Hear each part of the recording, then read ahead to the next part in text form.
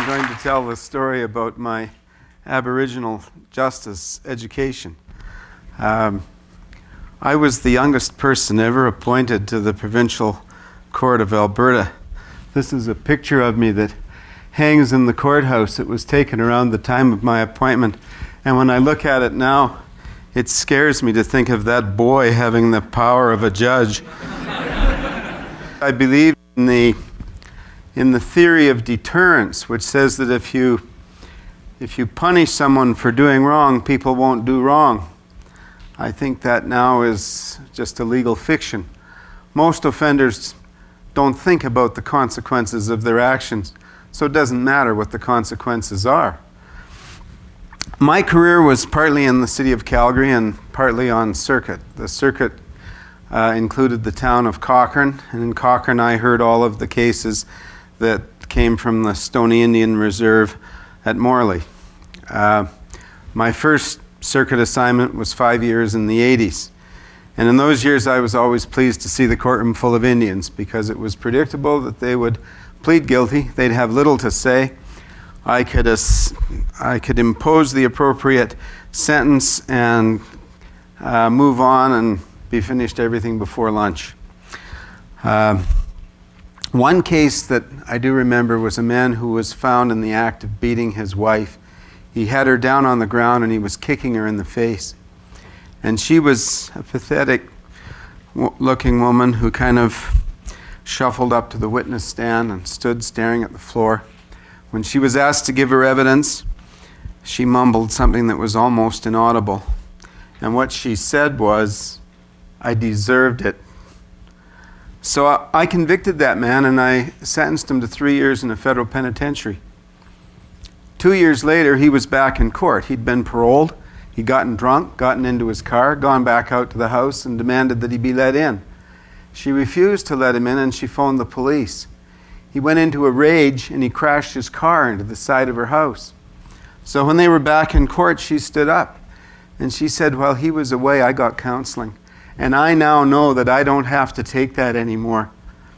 Well, that case was important for me for two reasons.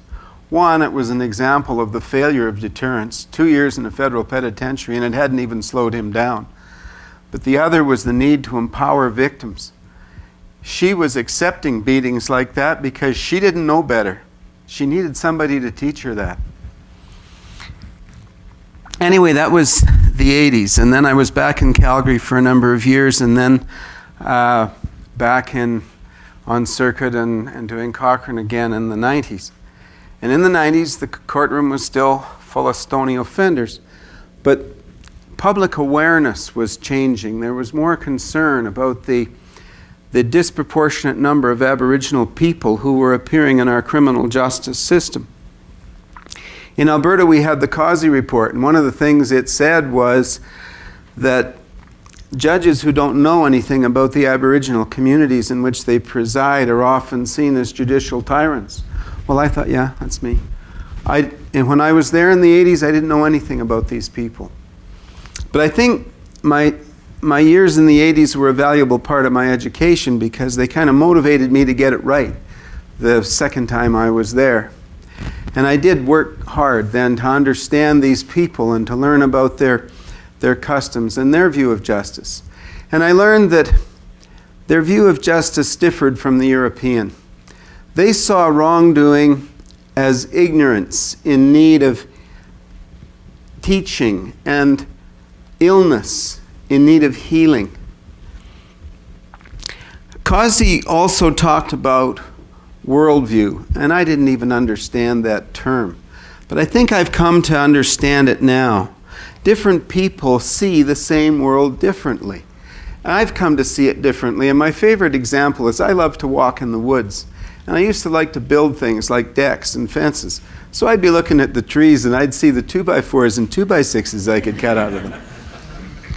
Then I learned about Aboriginal worldview and about the interconnectedness of creation. Now when I walk in the woods, I see the trees breathing in the carbon dioxide that I breathe out and breathing out the oxygen that I breathe in. And I think of the words of Chief Seattle, who said, "We did not weave the web of life. We are but strands within it. Whatever we do to the web, we do to ourselves." And I think about offenders in this way. And I think what we do to them, we do to ourselves. I learned a lesson from Tina Fox. I was visiting her one day, and she told me about participating in healing circles for Oliver Abraham.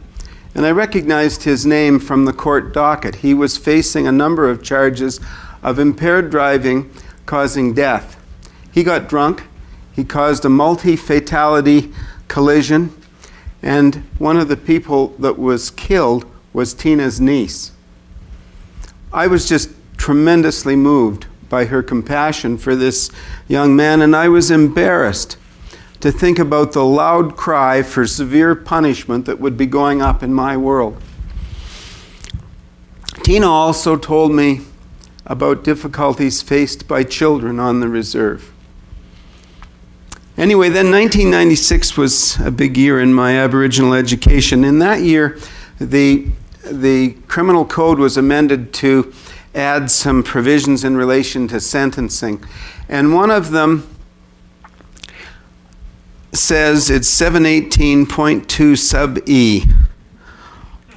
All sanctions other than imprisonment that are reasonable in the circumstances should be considered for all offenders with particular attention to the circumstances of Aboriginal offenders. Well, I wholeheartedly agreed with that because I was seeing the futility of imprisonment. I was seeing the repeat offenders, and in the 90s I was seeing the children of people I'd sent to jail in the 80s. Another thing that happened in 96 was John Snow was re-elected as chief after a 4-year absence. And I met with Snow, and I offered to work with him to create a justice program that would help his people who were coming into my courtroom in such disproportionate numbers. And he just said there's no funding for that kind of program and blew me off. The last thing, on New Year's Eve 1996, Ernest Hunter and Rondi Lefthand went to a New Year's Eve party, and they got drunk. They got into an argument.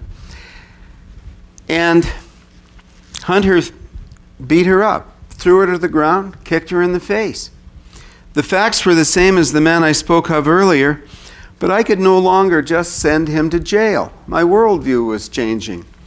And even his victim said that he was a good man when he wasn't drinking and he should get treatment. And his lawyer said that he had been taking an anger management program, but he was unable to finish it because the tribal government had withdrawn the funding. So this question of funding was becoming a serious concern to me. And I didn't believe Snow when he said there wasn't any money. So I arranged to meet with some people that could tell me about the tribal finances, and they included Ernest Wesley, who had been chief from 92 to 96, and his wife Belva. And when we met, Ernest said he wanted to talk about worldview. I said, I want to talk about justice. And he said, justice? What's justice? Well, my worldview was changing. A few years earlier, I might have said justice is every bad guy behind bars. That day I said, for me, justice on the Stoney Indian Reserve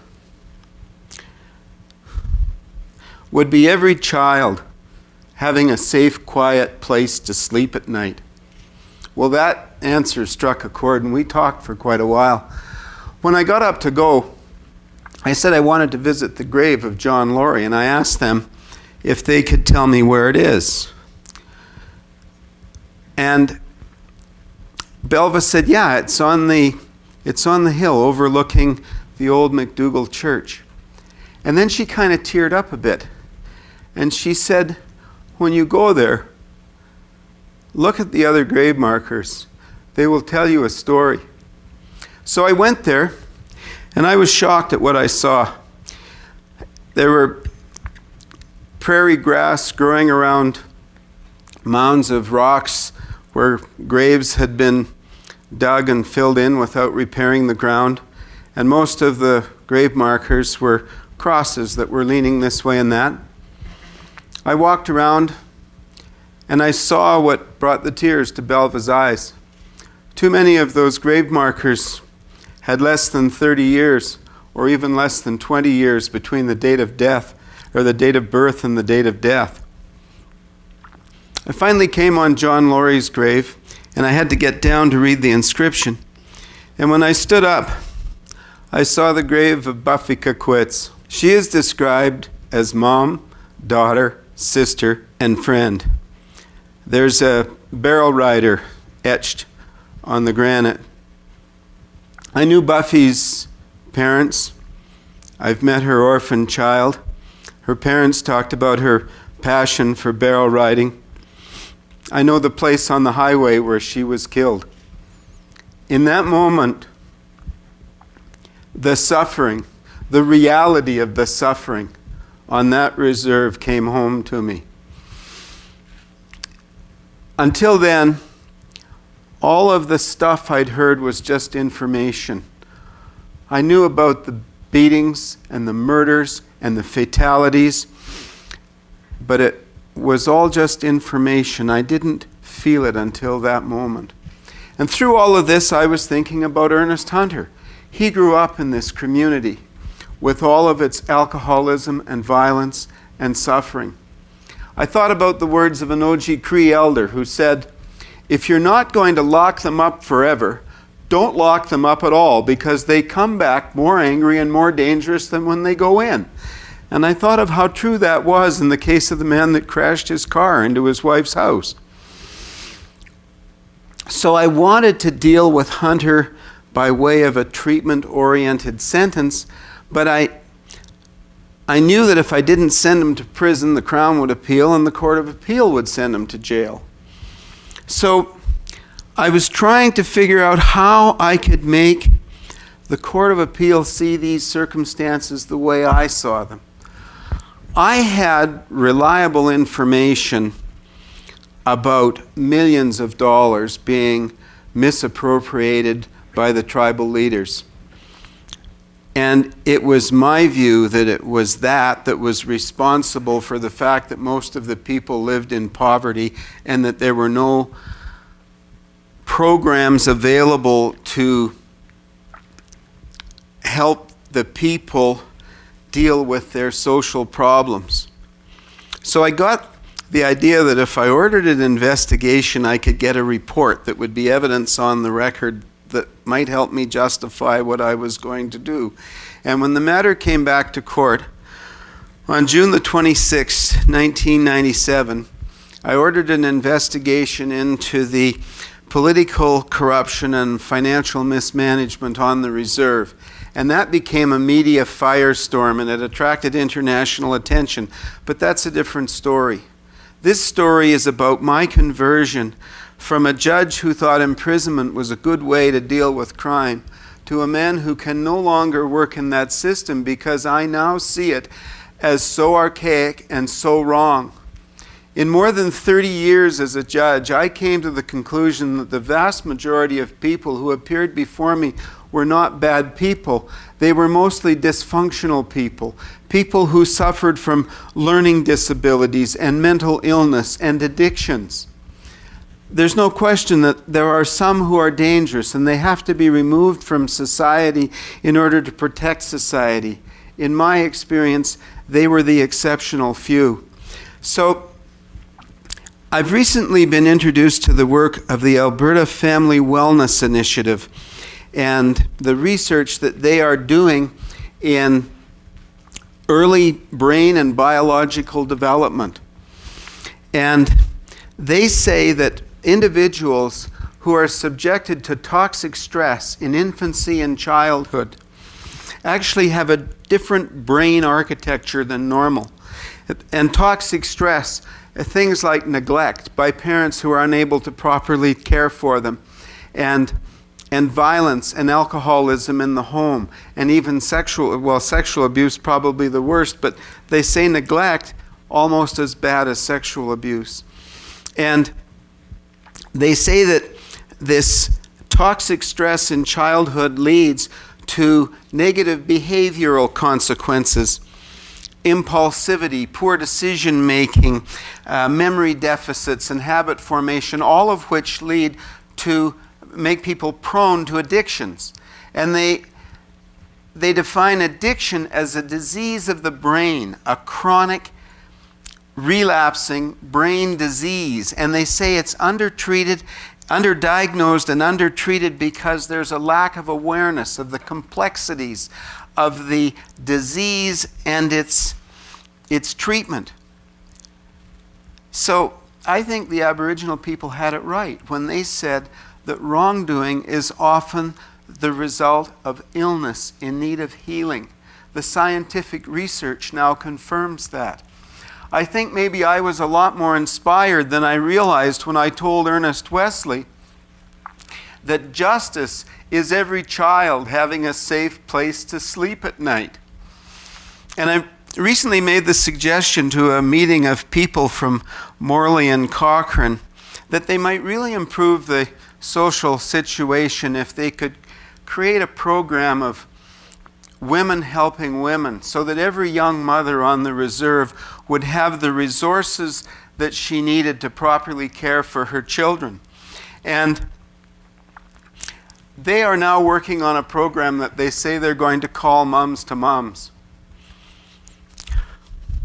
If that works, that one suggestion I made will do more good in the long run to reduce crime and bring peace to that community than all of the judgments I rendered in 33 years on the bench. And that's my story. Thank you.